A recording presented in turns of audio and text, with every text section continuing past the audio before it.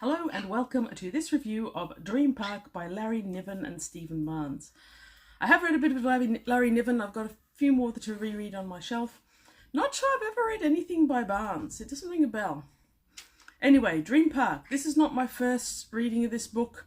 I owned it and another one of its five volume, I think, series years ago, and I got rid of them because they were hardcovers, which are large and they're heavy and they're difficult when you're moving house a lot, which I was.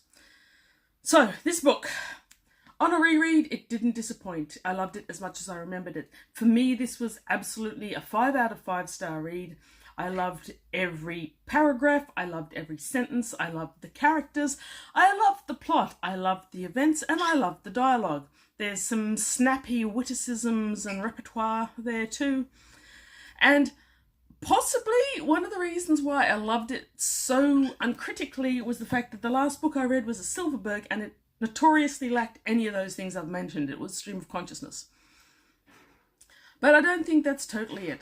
I really remember loving Dream Park extravagantly the first time I read it, which was in the early 90s, and was around about this. I discovered Dream Park coincidentally around about the same time I discovered role-playing and Dungeons and Dragons, which led to this book a lot, as the authors say in the afterword. Anyhow, Dream Park is set in the far future. The far future of 2050. It's not that far anymore, is it? But this was published in 81. I'm imagining it took a while to write. So it's an 80s book, and 2050 probably did sound much further in the future than you'd expect.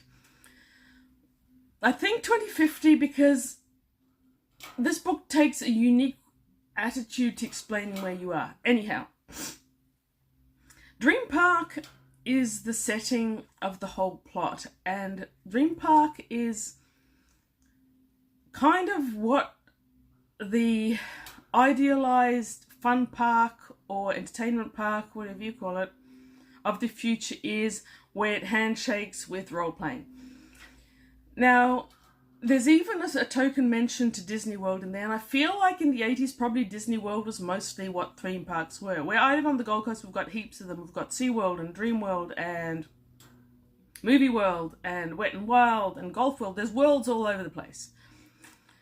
But in the 80s, I don't think they were as common. The Dream Park they envisage is everything that Disney ever wanted Disney World to be and more.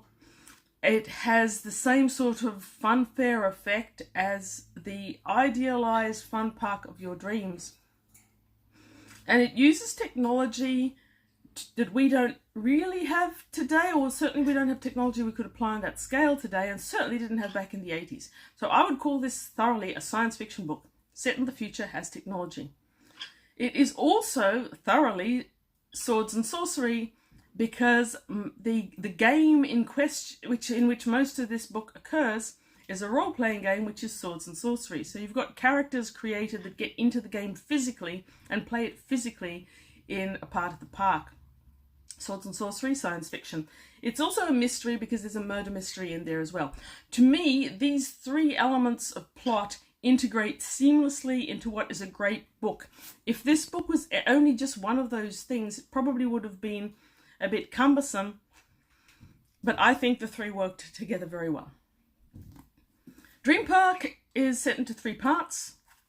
In the first part, we meet what Dream Park is through the eyes of multiple characters. So one character is Alex Griffin. He's the head of security at Dream Park, and he's living through his normal day, overseeing the park, which is split into areas. You've got the main area with the rides and the public intervention, but you've got 2 separate areas that can be set up as role-playing games, essentially. Full immersion role-playing games. And he's overseeing the security, and he's living his normal life. Then we've got a shuttle. And I love the fact that the book starts with shuttles taking people to Dream Park. It feels like an entrance into the world. It feels like an entrance into the book. Now, in the shuttle are a whole heap of people who are playing or hoping to play in this upcoming game. This upcoming game is run by the Lopez's, husband and wife, who are the absolute masters of running these games. At one stage, Richard Lopez mentions he's been researching This particular one, which is a South Seas adventure, he's been researching it for 2.5 years, but it's probably taken 1 whole year to program and write and create in such a fashion that it can be run through the technology of the Dream Park. The control center, which they mention for running the game, is actually a lot of fun. It's lightly touched upon, but I always think Star Trek Enterprise bridge room myself. It's probably a bit more cramped than that. Anyhow, in this shuttle heading to the park, you've got a whole heap of people who are hoping to play in the game. A couple of them have got reserved spaces in what ends up being a 15-person team that goes in under the Lawmaster. The Lawmaster is a bit like the GM, but not really. He's like a team leader. If you've done role playing, the Lopez's are more the GM because they're running the game. But you've got Chester, who has got a huge number of experience points, who is actually taking the team through the game, playing against the Lopez's essentially. So in this car, we've got experienced player called Acacia, and she's bringing her new flame, Tony, and he's never been to Dream Park. He's always thought it was for kids. So we get to see Dream Park for the first time through his eyes and her eyes. And it sounds marvelous. It sounds like if entertainment parks were really like this, I'd go. I don't, by the way, go to entertainment parks, and I don't go on cruises. You get a very strong element of some of those cruises have got a huge number of entertainments and wave runners and dodgem tracks and excitements. That seems combined with this futuristic Dream Park. So one of the things that the whole Dream Park Corporation lives on is holograms. Apparently they're very well known for their lifelike holograms that you can't tell from the real thing. So as Tony and Acacia are first walking down the main street, it's mentioned that holograms are a large part of what Dream Park is known for, and that you can't really tell which is the street entertainment is done by holograms or done by real people, actors hired to do it. At one stage, they talk about a particular event that's happening while they're walking through the Dream Park. There's this, over the Arabian Nights ride, there's this huge magic carpet upon which a prince and a vizier are fighting to the death. And then the prince falls off, and as he's falling, everyone gasps, not quite sure if he's a real person or not. Of course, it's a hologram, and a huge genie hand goes out, catches him, and puts him back on top of the carpet. So you've got things like that. Your introduction to the world outside Dream Park. No books, no chewing books, no chewing books. Your introduction. Hello, little dinosaur book chewer. Say hello to YouTube. Why don't you?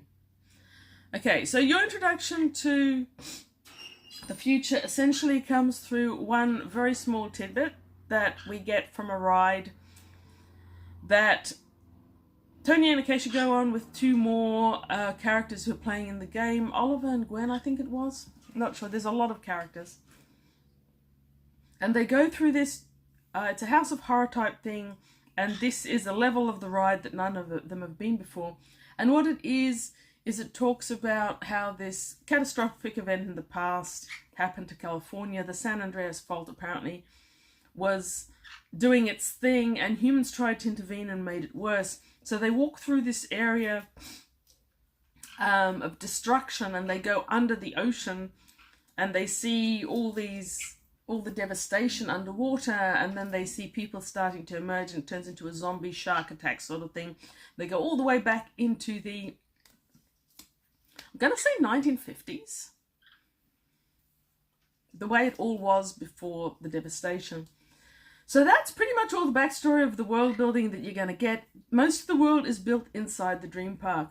And at this stage, having the players' attitudes versus the Alex Griffin security attitude are very valuable, because we get a sense of Dream Park as a huge conglomerate. It's a huge money-making affair. Now, these levels of 9-day games and incredibly impressive holograms, all this expense has to come from somewhere. And Niven and Barnes have actually gone to the extent of not spelling it out fast, but giving us a sense of the corporation as it exists. One of these games is incredibly expensive to run, but each of the players has to pay to be in it. And then, as well as the actual game, you've got movie rights, you've got hologram rights. These days there'd be DVD rights. It sounds like there's online gaming in this future as well, and there's gaming rights. And you've got future characters will run through this game without necessarily the Lopez's running it, I think. So I like the fact that the book is adult enough to not just be fantasy out of nowhere. It actually gives that real world scenario for how all of this hangs together, because otherwise, I've got to say, at points during this I'm going, that's a lot of actors and that's a lot of hologram and that's a lot of expense. Where does the money come from? Well, Niven and Barnes, they tell us. So you've got these characters. We find out there's been previous altercations between the Lopez's and Chester in this particular framework. Now, I wish I could remember the name. They have, Barnes and Niven created a worldwide, an international organization which oversees this kind of gaming. There we go. IFGS, International Something or Other Gaming Society. I suspect they built it off TSR, which was the Dungeons and Dragons Corporation, and went pretty expensive, pretty multinational, with all its games and figures and stuff being sold. So all of this game runs under the aegis of this federation, and the way you become part of it, you pay to play a game, you are issued a character sheet, you decide whether you want to be a thief, a fighter, magician, all those sorts of things, just like you would in a real D&D game. And this takes me back to the 90s, I think it was the 90s when I first read this, where I got into D&D. And I don't know what they do these days because I don't play anymore, but you used to sit down with a bunch of dice. I've still got my dice bag over there. I'm just that much of a geek. And then we don't chew books. No, we don't. And then you sit down with the character points you've got, you decide what your character is going to be, you put together a name and a bit of a back history, and strengths and weaknesses. Now, because one of our characters, Tony, has never played before, we find out this time a computer generates an automatic set of characteristics, which he can then turn into whatever he likes. He turns it into a thief. He's not truly committed to gaming. He's basically coming there to please Acacia. Acacia's a long-time gamer. And Alex Griffin and the staff of Dream Park regularly stress that gamers are a whole different breed, and they do kind of look down on gamers a little bit. Like any Dream Park type scenario, they tend to look down on the customers a little bit. They want to please them and they rely on their money, but it's like, oh yes, all these people who believe this, ha ha ha. Marks, I think they're called in some industries. Now, all these characters, and there's a lot of them, are introduced one by one. So when you get into the game, you've already seen the antagonism between Chester and the Lopez's. You've already got a sense of the magnitude of this game they're playing and how important it is to some people. Because you gain experience points, just like in D&D, when you play these games. Each individual will gain experience points through their own interactions with the game. The whole group will gain experience points as a collective, which will be shared out among the individuals. There's penalties that you accrue for certain things. There's ways of cheating, apparently. Two of the characters, for a while, Chester isn't sure about taking them on because one of them, he says, has got an unpleasant reputation for cheating. But he needs high-level characters, so he takes in this potential cheat. And there's also a law with this federation that every large game has to include one newbie as a way to let newbies into games. I would guess that otherwise it might be hard to work their way into. There's so much I could talk about here. Anyway, the selection process of the characters is great, and it introduces you to a whole lot. You've already been introduced to the Lopez's. You've already been introduced to Dream Park staff, several of them, as well as Alex Griffin. And this is when the mystery starts to kick in. Once the game has been selected and they've all gone out and they've started, they find out they're going to Papua New Guinea, or New Guinea as they call it there, and you've got this South Seas treasure hunting scenario. And that's when an attack and a murder happens in the park. And Alex Griffin, the short and the long of it, ends up being inserted into the game without any of the players, including Chester, who's running the team, knowing it. He's inserted as a newbie character, and his purpose there is to find out if any of those characters was actually complicit in a theft and a murder. And they want to do it that way because the Dream Park has a lot of personal legal autonomy. It doesn't want to shut down the game because they would lose millions over that. And they don't want to call in the police until they've got a clear result because they don't want the police involved at that level. So now we've got an even more interesting scenario. We've got the mystery thriller is inserted into it. And Alex Griffin gets inserted with a character name of The Griffin, which I thought was cute. He comes in as a thief as well, I think it is, and he's trying to figure out who the characters are, who is at liberty to escape the game on a certain time and date. And he's always been one of the ones who didn't see the point in gaming and thought all gamers were a little bit mad. And he starts to find himself sucked into the game. He starts to really care. He starts to believe in it. He starts to feel as if he's actually taken an injury when he's taken an injury in combat. His investment just grows and grows. His investment in the other players, as well as in his own character, that may be a little bit less, but in the actual game. So, by now, what I've described, I think, is the life-altering, mana from heaven type situation for many D&D players. For those of us who played, and I think my longest D&D game lasted for 3 years, those characters and those events were sometimes as real as the ones in the real world. I actually met a character, someone I'd been playing with for 2 years at that stage. I met him accidentally in a shopping centre, and I realised I couldn't remember his real name. I only knew him under his gaming name, and I liked him, and we got along well. It's just that you get so immersed in the game that it does take over, and I think Niven and Barnes did an absolutely excellent job of demonstrating that. But this game for the reader is even better. How about a shoulder? This game for the reader is even better because they really are immersed. Out of every 24 hours, they play for 12. And while they're playing, they are on camera while they're playing, but not after, which is why the mystery of the person who vanished off set might occur.